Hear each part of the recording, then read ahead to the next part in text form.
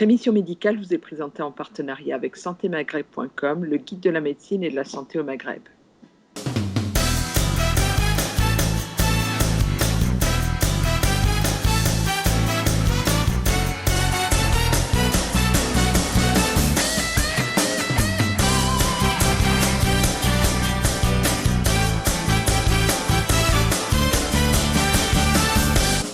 Pendant cette période d'épidémie, je suis allée interroger un certain nombre de médecins directement concernés par l'épidémie ou pas d'ailleurs.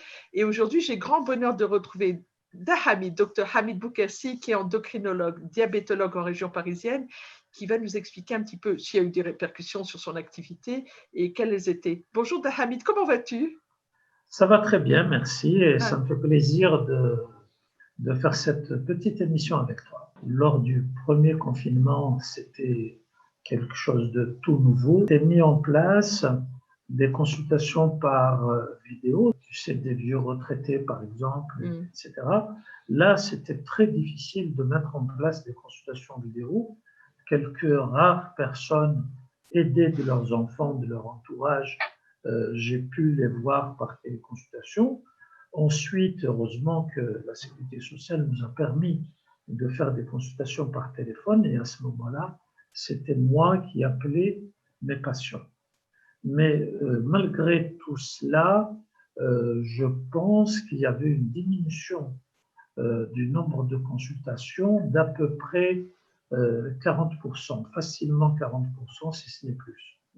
Évidemment, la conséquence de tout cela, c'est des patients diabétiques, quelques-uns heureusement, pas beaucoup, qui sont retrouvés en rupture de traitement parce qu'ils n'ont pas osé aller voir d'autres médecins, ils n'ont pas osé reprendre contact, je ne sais Même pas. Même aller à la pharmacie, parce que les pharmaciens avaient mis en place en plus la possibilité. Il y a des gens, malheureusement, il y a des gens qui n'étaient pas au courant qu'ils pouvaient avoir leur traitement directement par le pharmacien avec leur ancienne ordonnance. Après, évidemment, petit à petit, je leur ai expliqué cela et ça s'est un petit peu mieux réglé après. Après, il y a le confinement qui est intervenu quand même dans l'équilibre du diabète. Il y a des diabétiques. Il y a quelques-uns qui ont fait le virus, qui ont attrapé le virus, heureusement sans gravité chez mes patients. Sans gravité, mais ça a perturbé leur diabète et certains, heureusement qu'ils sont rares, ils ont même été jusqu'à arrêter le traitement du diabète, ce qu'il ne fallait pas faire, mais ça s'est passé comme ça. Après, cette deuxième crise, ce deuxième confinement, je pense qu'il se passe beaucoup mieux que le premier. En ce sens, j'avertis les patients qui ont rendez-vous avec moi à l'avance, je les appelle. Systématiquement, j'ai appelé tous les patients qui ont rendez-vous avec moi pour leur proposer les trois solutions, soit consultation vidéo, soit par téléphone, ou les gens qui vraiment nécessitent une consultation présentielle, ils peuvent venir au cabinet. Et là, à ce moment-là, j'ai pris toutes les précautions d'usage pour la distanciation, pour les masques, je travaillais avec les gants. Il y a plein de choses que j'avais mis en place pour éviter l'infection par la contamination virale. Je pense qu'on a mieux maîtrisé sur la seconde vague. Et deuxièmement, je pense qu'aussi les patients sont très conscients et ils ont suivi les recommandations. Il y a eu pas mal de recommandations que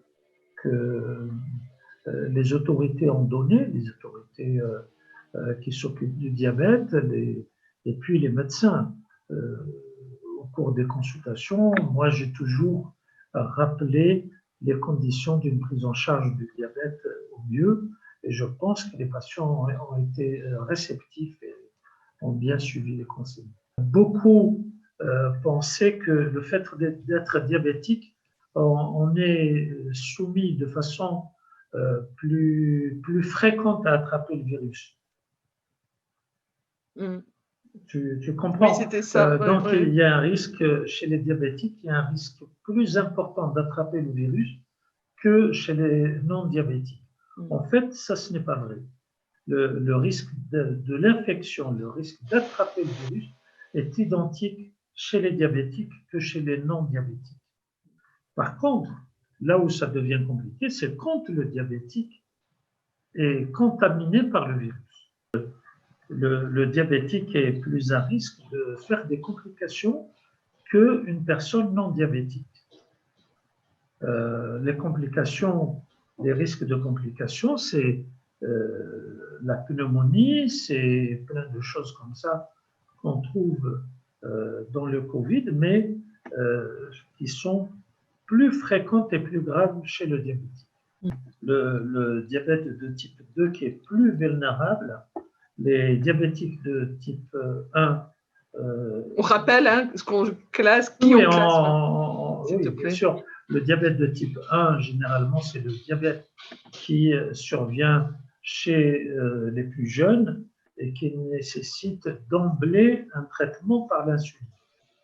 Tandis que le diabète de type 2 survient généralement chez la personne âgée, qui nécessite un traitement d'abord par les comprimés, mais quelquefois avec l'évolution très longue du diabète, ça peut nécessiter dans un deuxième temps un passage à l'insuline.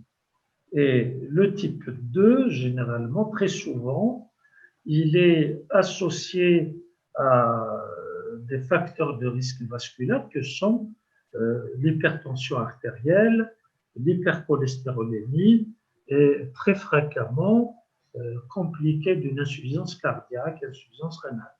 Bon, le type 1, par contre, en fait, il n'y a que le diabète. L'hypertension artérielle est beaucoup moins fréquente que dans le type 2. Et on s'est rendu compte qu'au cours de cette épidémie, les types 1 peuvent attraper la Covid-19, peuvent attraper l'infection, mais ils font moins de complications. Et la mortalité chez les diabétiques de type 1 est moins importante que dans le type 2. Généralement, les types 1, c'est des personnes moins âgées, donc leurs défenses immunitaires sont plus ou moins bien conservées que chez le type 2. Est-ce que le fait d'être enceinte et de développer un diabète gestationnel a rendu les femmes enceintes plus fragiles aussi? Est-ce que tu as constaté cet élément-là ou pas? Alors, moi, sur le plan des femmes enceintes que je suis à mon cabinet, heureusement, il n'y a pas de femmes enceintes qui ont attrapé la Covid-19. Mais dans la littérature, ça a été décrit que chez les femmes enceintes, les complications sont plus fréquentes et elles sont plus graves chez les femmes diabétiques que non diabétiques, chez les femmes enceintes non diabétiques. Beaucoup d'auditeurs, d'internautes se sont posé la question, on est en période de télétravail absolu, selon les consignes du gouvernement, mais beaucoup se posaient la question de savoir si quand on a un diabète, c'était sécuritaire d'aller travailler, quand même de se rendre sur son cas de travail, ou si le cas échéant, on pouvait demander une exception et rester en télétravail. Alors, là aussi, ça dépend du diabétique, ça dépend de l'état du diabétique. Si on prend un diabétique qui a des complications, qui a des facteurs de risque associés, hypertension artérielle, insuffisance cardiaque, une atteinte rénale, c'est sûr qu'on a tout intérêt à ce qu'il soit confiné et qu'il fasse du télétravail. Je dirais à plein temps, télétravail à plein temps. À l'autre bout, si on a un diabétique, par exemple, dont le diabète est récent, très bien équilibré avec juste un seul médicament, en général, on commence par la metformine, là, je pense que le risque n'est pas si grave que ça par rapport à d'autres diabétiques parce que l'état vasculaire est encore, comment dire, pas intact, mais oui. Pas intact, mais pas gravement atteint. Je pense que là, on peut éventuellement accepter un travail en présentiel. Et dès qu'il y a un diabète, un diabète compliqué, plus des facteurs associés, c'est le confinement, c'est le travail. C'est le télétravail. On dit toujours aux diabétiques que l'activité physique, encore plus que pour une personne sans souci de santé, est importante. Explique-moi, comment fait-on? Est-ce que tu as des astuces à donner quand on est confiné pour lutter contre la sédentarité et du coup éviter la prise de poids qu'on a tous été, à laquelle on a tous été confrontés? Moi, ce que je conseille aux patients diabétiques de sortir, puisque déjà on a une autorisation pour sortir faire du sport, et au contraire, je leur conseille de sortir au moins et de marcher au moins une demi-heure tous les jours. Je pense qu'il n'y a pas de risque de contamination. Le risque peut toujours exister, il n'y a pas de risque zéro, mais quand quelqu'un sort pour faire une marche, bon, évidemment, il faut prendre toutes les précautions recommandées, avec sortir avec un masque. Et puis quand on marche, premièrement, il n'y a pas de station debout, on marche, donc il y a un passage. Et moi, personnellement, j'ai remarqué que quand il y a un croisement de personnes dans la rue, les gens s'écartent mutuellement, spontanément. Et puis, je leur conseille de choisir des endroits où il n'y a pas beaucoup de monde, pas trop de monde. Par exemple, il y a des quartiers où il n'y a pas beaucoup de circulation de personnes, donc il faut qu'ils choisissent ces lieux-là et puis marcher normalement parce que c'est très important d'avoir une activité physique. Oui, et peut-être éviter de sortir au moment d'entrée ou de sortie de bureau. Ça peut voilà, donc il y a des moments, des heures de pointe qu'il faudra peut-être éviter. En cas d'inquiétude, effectivement, on appelle son diabétologue et surtout, comme tu disais tout à l'heure, on n'arrête pas son traitement tout seul. On n'arrête pas son traitement tout seul, on appelle son médecin traitant ou bien son diabétologue. Moi, j'ai un secrétariat téléphonique pendant toute la journée et ils peuvent m'appeler, me laisser un message et c'est moi qui les rappelle quand je ne suis pas disponible. Garder les mesures de distanciation, toutes les précautions dont on parle tout le temps, que ce soit à la radio ou à la télé ou avec les médecins, évidemment, garder le traitement, peut-être pratiquer une surveillance du diabète plus rapprochée, plus régulière que d'habitude, et au moindre souci, si le diabète est déséquilibré, c'est tout de suite d'appeler le médecin pour avoir une conduite.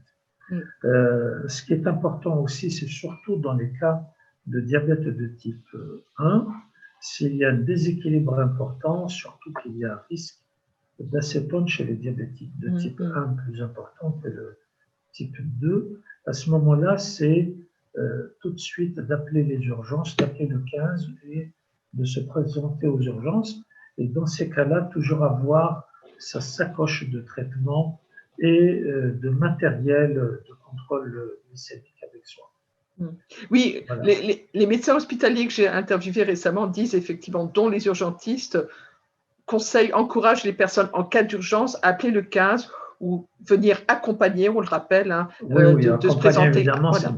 Oui, de venir accompagner aux urgences, parce que de manière assez surprenante, et en même temps ça ne l'est pas, il y a effectivement moins d'affluence aux urgences, parce que les gens ne se déplacent que pour de véritables urgences. Donc ne pas penser que ça va passer, le diabète est une chose trop sérieuse quand il y a complications.